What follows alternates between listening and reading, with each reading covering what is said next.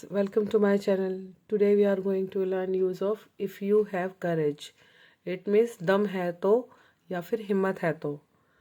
So आज हम इस वर्ड के sentences को translate करेंगे.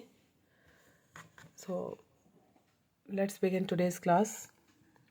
हिम्मत है तो बोलकर दिखाओ. If you have courage, then show it by speaking. If you have, अगर तुम में हिम्मत है तो. Then show it by speaking. If you have courage, then show it by speaking. हिम्मत है तो. दम है तो इंग्लिश बोलकर दिखाओ. If you have courage, then show it by speaking. हिम्मत है तो फ़ोन को छूकर दिखाओ. If you have courage, then touch the phone. हिम्मत है तो बाहर जाकर दिखाओ.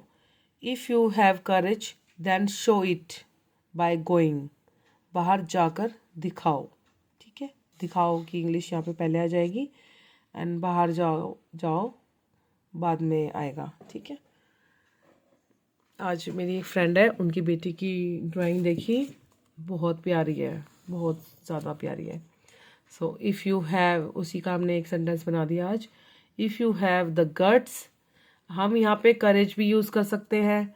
ठीक है, गट्स भी यूज़ कर सकते हैं और पावर भी यूज़ कर सकते हैं. तो देयर इज़ नो इशू.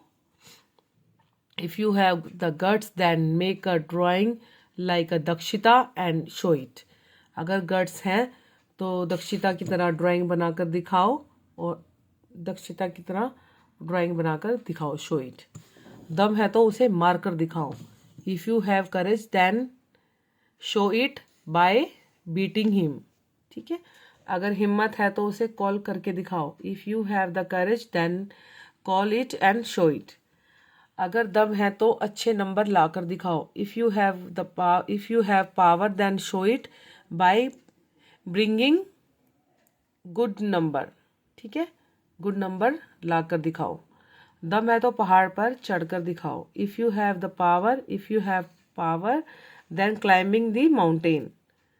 इसमें हमने दम है के लिए पावर कर लिया यूज़. ठीक है.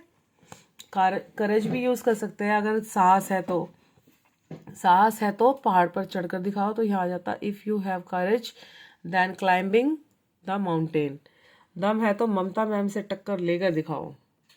थोड़ा सा हंसी मजाक भी होना चाहिए. हमारी वीडियोस में हमेशा सीरियस ही रहती है. So if you have power then show competition to Mamata ma'am. ठीक है, वैसे कोई ममता मैम से टक्कर ले नहीं सकता, बट फिर भी अगर if you have power then show competition to Mamata ma'am. So I hope आपको आज की क्लास समझ में आई होगी. सो आप इसको यूज़ कीजिए. इफ़